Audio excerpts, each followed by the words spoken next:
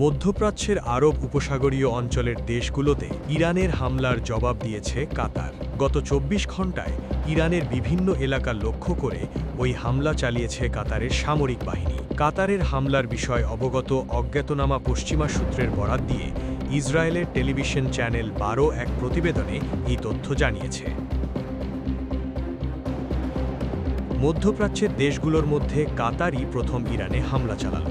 এর পরপরই সৌদি আরবে প্রতিরক্ষা বিভাগ ঘোষণা দিয়েছে শিগগিরই তারাও ইরানে হামলা শুরু করতে যাচ্ছে। খবর আল জাজিরা।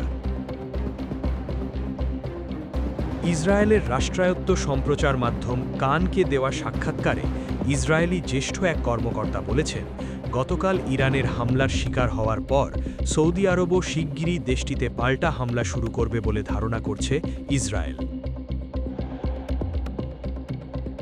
ইরানের ছোড়া ১৭২টি ক্ষেপণাস্ত্র ধ্বংস করা হয়েছে, ১৩টি সমুদ্রে পড়েছে এবং মাত্র একটি আমিরাতের ভূখণ্ডে আঘাত এনেছে।